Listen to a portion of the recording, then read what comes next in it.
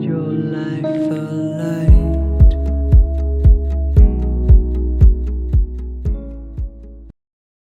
What's up, my people? YamatoCannon back at you again with a new video. Today, I'm going to talk dragons and changes overall and what I think is the mindset of behind most changes when it comes to the game. So the thing is, there's been a lot of changes, upcoming patches.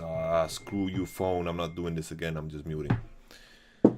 So there has been like a lot of like the mid-mage season thing, but to be honest, I don't want to go too deep into that because it's a question of numbers, and I don't want to make a video about how, wow, this champion looks fun, this champion seems overpowered, without knowing any numbers. I just don't want to do that. When I see numbers, okay, maybe I'll make something about those champions, but right now, when it comes to like the dragons, at least we can make a discussion. So let's just jump right into it. Elemental dragons. We saw that early to mid objectives, aside from turrets, were struggling to stay relevant in many games. Very, very true. So, we don't need to read this entire paragraph. I think easily summarized, Riot is trying to make a change to the dragons to make sure that they are very relevant in the early game, which of course sounds good and delicious. So what are these elemental dragons? There are 4 different dragons with 4 different buffs. I'm gonna go through them all, and I have very, very big opinions about them all. So let's start off with the red dragon. Of course, these spawn at random. They are completely random. We don't know anything about how they will spawn. It's basically rolling a dice. For all you know, you could get 5 red dragons in a row, and you'll just have to deal with it. So it's completely at random. After 35 minutes of the game, like for the first 35 minutes of the game, you'll have these random elemental dragons, but then after 35 minutes, the next dragon that will spawn will be like this elder dragon that is the dragon of all dragons. But I'll go into that later on. So the first off one, we have the fire dragon. It's red. Okay, increases champion killing power, augments your dueling and team fighting ability. So right off the bat, you know, this is a pretty good buff. You know, champion killing power, that's what the game is about. You know, champion killing power might not be the correct phrase for it, but you know, it increases laning, it increases your power in split pushes, it increases your power overall on the map, it improves your presence on the map. Of course, we don't know the numbers yet, but right off the bat, you know, you can still easily imagine that this dragon is going to be a great dragon. You know, oh, red dragon guys, we need this shit right now, right? That's the thought process. The next one is the earth dragon. Increases turret and epic monster damage, augments your ability to take objectives. So this to me is pretty garbage. Like, this is horrible. Why? You know, some might say, oh, you have a composition that wants to siege and hit tower, but come on. Let me just explain here for a second. The problem with a dragon like this is that it's only good if you are winning. If you are winning, then this dragon is good, but like if you compare it to the red dragon, the red dragon helps you win, because it actually gives you presence on the map and it gives you raw power. But the earth dragon, it's only good if you're actually winning. So it makes winning easier, but that's not that useful. Sure, you can think of scenarios where the earth dragon might actually matter. Let's say you have a scenario where a game is very close and it comes down to this magnificent base race, and all of a sudden you see that one side has this earth dragon that YamatoCannon said was useless, and they are winning the game because of it. Oh my goodness. Okay, that might happen, but in theory, this dragon is only good if you're actually winning, because that means you have control over objectives, you have control over the map, and you're the one that is initiating all the pushes across the map. So it helps up and speeds up the process of taking over the game. Basically, it augments your ability to take objectives. And Taking objectives, taking the actual objective is never the hard part. You can always take Baron somehow. If after 20 minutes you can figure out a way to take Baron. Someone probably has armor in your team. You have a tank up top lane. It's easy to take Baron. The hard part is taking control over the game, and this does not help you take control over the game. So to me, bad dragon. We move on. Water Dragon increases health and mana regeneration, augments your ability to siege and poke. So, sure, you could say it augments your ability to siege and poke, but usually when you look at health and mana regen, these are stats that are very, very useful early on in the game. Later stages of the game, like the damage numbers are so big, and the game tends to be so much faster, and everyone tends to have these mana regen items, so you can almost ignore it. But early game and mid game, this matters a bunch. Imagine a scenario where the first dragon is a water dragon and the team gets it. All of a sudden you have a mid laner that has increased mana regen, you have a bot lane support, an AD that have mana regen. So the interesting portion of this is it going to be percentage based, so it scales with levels, or is it going to be a flat rate? I think it's most likely going to be a percentage rate, because that's the general trend that we've seen with dragons, and I think it makes more sense. But early lane phase is going to be helped drastically if you get this water dragon to a lot of champions. The first thing that comes to mind are these tanky top laners that get mana starved sometimes, and it becomes a question of like you don't have enough mana to kill someone, so you just ignore him and just push, right? And I think early game this dragon will matter a lot. Later on, I think this will fall off drastically and you won't be able to notice it almost at all. But of course it depends on the numbers. We move on to the final dragon, the air dragon, okay? Increases out of combat movement speed, augments your ability to outmaneuver opponents on the map.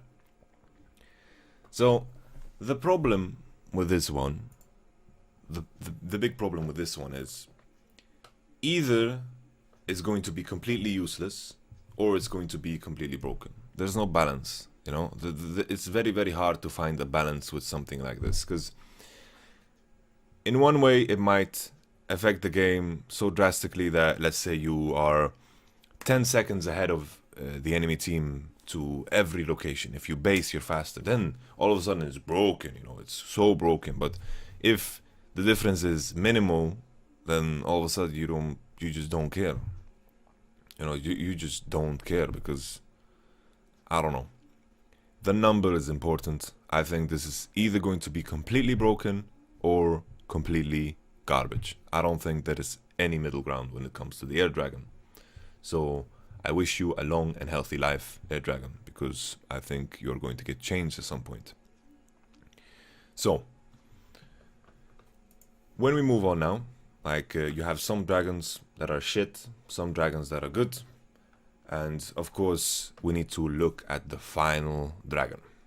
Alright, we scroll down, we got this Elder Dragon. After 35 minutes into the game, all future dragon spawns become Elder Dragon spawns. The Elder Dragon is far more difficult to kill than his elemental counterparts, but taking him out grants a powerful burn over time on spells and attacks, and a buff that is stronger for each elemental stack you have. So, the first question that pops into my head is, I wonder if the buff is different based on which elements you've taken. So let's say you have taken, let's say you have 5 air buffs. Does that mean you're going to have cocaine when you run out of base, and you just speed out, home guard 2.0, boom? Or is it completely irrelevant what you're going to get from Elder Dragon? That is what I'm wondering. But based off of the wording, I'm assuming that there's a specific buff the Elder Dragon gives, and it is just going to be stronger based off of the number of dragons. I don't think the element is going to be very specific, but I might be very, very wrong. The powerful burn over time, I'm assuming that's the exact same one as before, when you get 5 dragons, which is going to be extra interesting. I'm assuming they're going to tone it down a bit, because when you reach 5 dragons, usually the game should be over. So I'm hoping the Elder Dragon is not like a thing where you just take it and all of a sudden you are burning your enemies for 2 damage, as it was with 5 drakes in the past. So it's going to be interesting to see and know if the Elder Dragon is affected by elementals that you've taken in the past. And of course, you know, when you think of the Elder Dragon, like, the one question that comes into my mind is, it's going to create these very awkward trade scenarios. Like, we've always looked at Baron as the king of all kings, but imagine, like, is Elder Dragon going to be better than Baron, or how is it going to work? I think this is very, very important to highlight, and I think we will be in scenarios where we would see a lot of trading of Baron and the Elder Dragon. But of course, I'm kind of hoping that the past dragons that you've taken affects this a lot, so taking dragons is actually rewarding for the game. But then again, the Elder Dragon appears 35 minutes into the game. That is very, very late, based off of the games that we've had in, for example, playoffs. But I can imagine seeing some very, very awkward trades. I'm just hoping that taking dragons early on and taking control over the dragon is going to be very, very rewarding, to the point where Elder Dragon is going to be something that is going to win you the game if you have successfully contested the dragons. So, the first thought that comes to my mind when it comes to this specifically is, of course, you know, how is this going to work in competitive play, right? So, the first dragon is going to be very, very strange. You know, if a team, for example, has, of course, I'm assuming there's going to be a lot of different changes as well, not only the dragon changes. But the first thought that comes to mind, and I think a lot of people have commented on it, is the fact how are lane swaps going to develop. The problem with this, let's say you swap away from a bottom matchup that is bad for you. You're playing Kog'Maw and you're playing Thresh, and the enemy team has Kalista Alistar or some bully lane. It doesn't matter. The matchup doesn't matter. You want to swap away, right? And you swap away, and the punishment, like in the past, it has been that you push, and let's say dragon is all of a sudden useful, and you want to take this dragon. The problem that I see with this is this RNG element, where we know the problem that I see is, let's say you're fine with taking a dragon, but depending on which dragon it is, it's going to be useful to you or not useful to you, right? So let's say you get an Earth Elemental Dragon, completely garbage. It's not going to affect anything early on. It's just completely useless. And that is going to be very, very frustrating, right? Because you just got RNG'd, and the enemy team that swapped away from your strong matchup is going to be dancing. But also, you know, it's important to note what is important is how is the lane swap going to progress, right? Are we going to see situations where after the first tower you go for the second tower because you assume the enemy on the bot side is going to do this Drake? Or how important is the Drake for Elder Dragon? There are a lot of things that numbers that are very, very important. Numbers are very, very important. So we're just speculating. We're just making a theory overall. But in general, if the game is similar to what it is now, I can imagine that this RNG of the dragon is going to be something that is very, very annoying.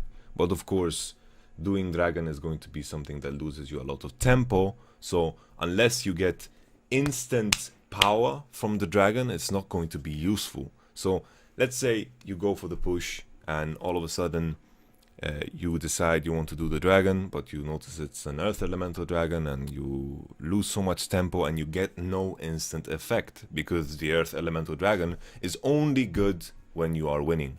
And if you're going to trade up this much pressure, and let's say you lose a tower, worst case scenario, an extra tower on the top side, for this dragon, it's not going to be useful. And all of a sudden, you're going to look at this earth elemental dragon that is going to be the same shit throughout the entire game, and you're just going to look at it and you're not going to take it, right? You know it's an earth elemental dragon, and all of a sudden you just compete for the tempo advantage in the lane swap all of a sudden. What I would love to see, what would be interesting to me, like the solutions that I see to these problems that will appear with the RNG of the drakes, is I would love to see if the first dragon is set. The first dragon is decided. I would love to see that portion of the game, because RNG is just obnoxious. If the first dragon of the game is set, okay, I'm happy. And I think if the dragon changed after some time, let's say it stayed up for, let's say, 3 minutes. If it changes, I think it will put more emphasis on the fact that you need to take control over this area. It's worth it for you to take control over this area. But also, it's important to highlight like how important is, like how strong is the Elder Dragon buff going to be. But then again, it might not matter at all if you're investing time into getting useless dragons. If you're investing time into getting useless dragons while the enemy team is taking turrets, taking farm, doing things on the map that are different, then you're going to end up losing anyway.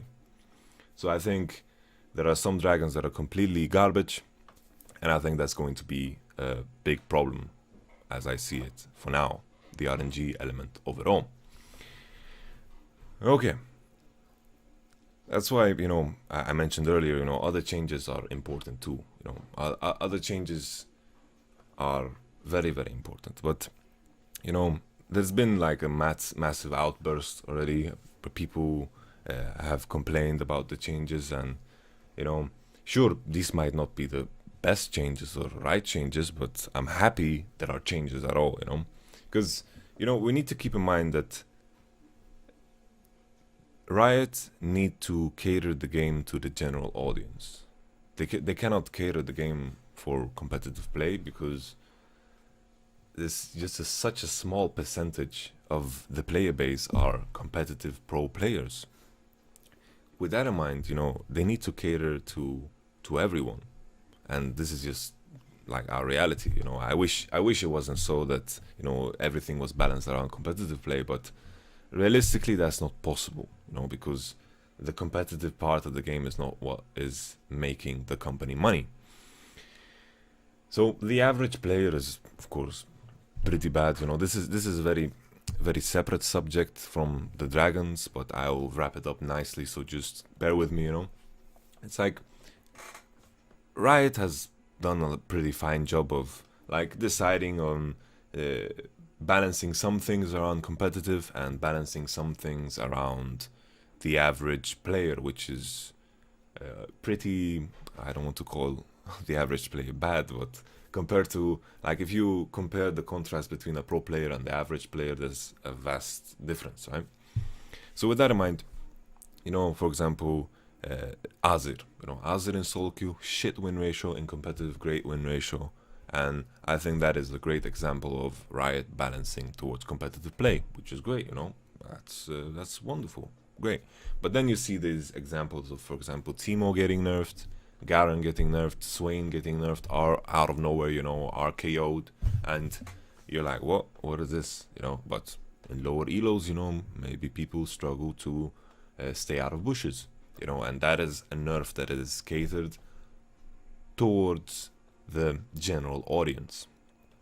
And why I'm saying Riot is doing a good job of it, for example with the Azir thing, is because I've played like at a high level in different games. Like the first thing that comes to my mind was World of Warcraft, and that was a complete joke. There was PvP and PvE, two very different things, and it was balanced towards PvE, and it's you just wanted to hit yourself with a shovel in the head and just go to sleep after you read the patch notes. So I've experienced this at hand.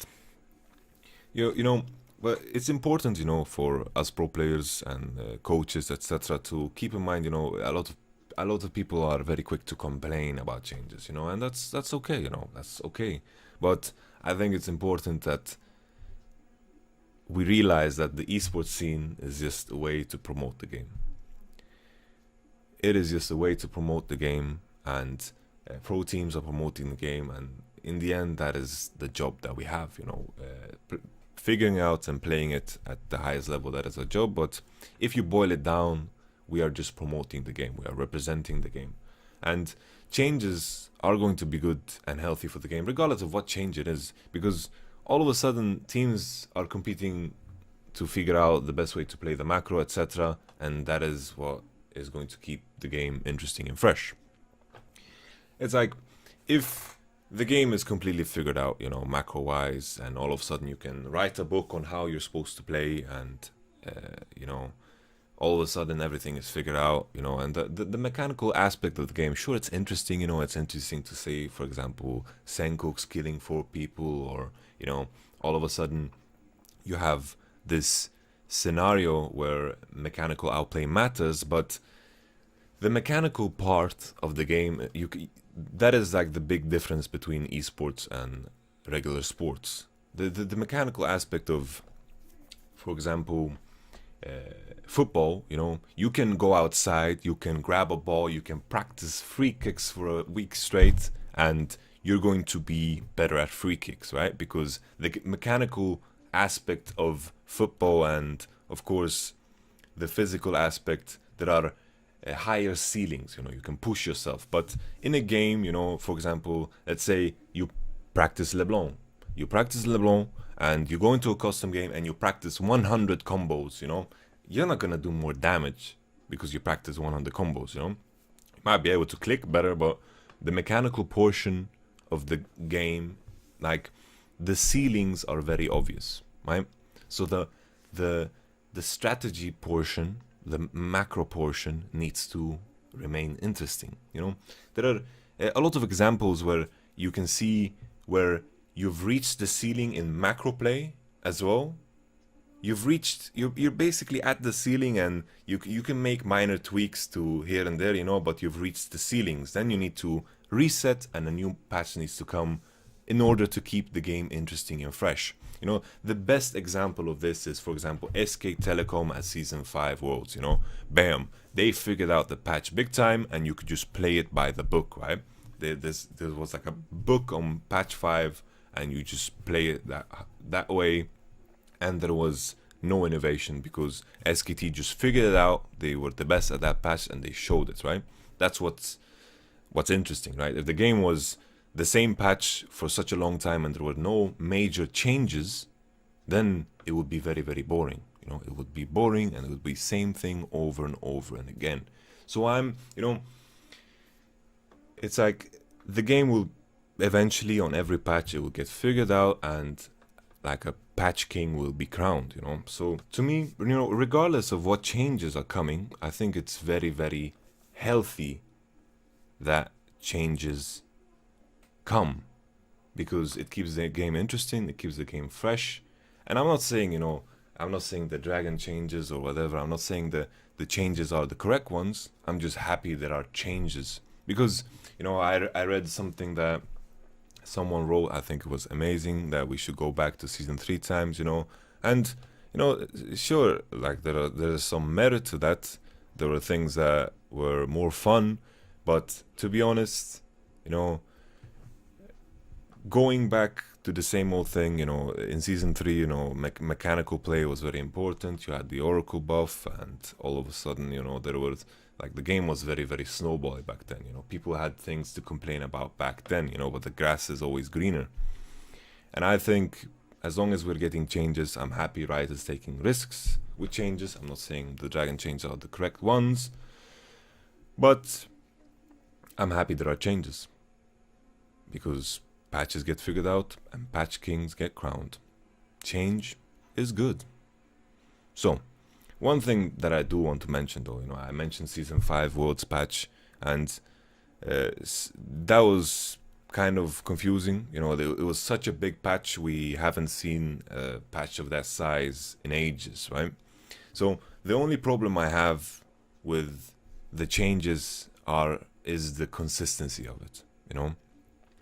For example, coming up to Season 5 Worlds, the patches that were there were very, very similar. They were very, very similar. I think at some point Rise got nerfed, and the meta was pretty much the same, but there were some changes here and there. People made adjustments. People hadn't figured it out perfectly just yet, and then we get hit by this big ass Worlds patch. And looking at it from an outside perspective, you got you could say that you got basketball teams that qualified for a football tournament, and all of a sudden they are tested on something completely different. And that argument can be made, and that is the only criticism I have for the entire system, is that there needs to be consistency in how big the changes are, and there needs to be better timing when the changes come. So, for example, we got these Elder Dragon things and this Dragon Fiesta going on. We have it announced, and hopefully we will get that before the next split, the next half of the season starts. It would be disgusting to see it just jump in right before MSI, right? Because it would just be sad. So with that in mind, I just want consistency in the changes. I think change is good. The dragons are interesting. I do not like the RNG elements. I hope you guys like this video. If you have anything to suggest, any comments on what I said, maybe you think I'm stupid, maybe you think my sheets are pink and maybe a bit flamboyant, okay, you can tell me that. Doesn't matter. Peace out. YamatoCannon. Till next time. Peace. Welcome to another good old review with YamatoCannon.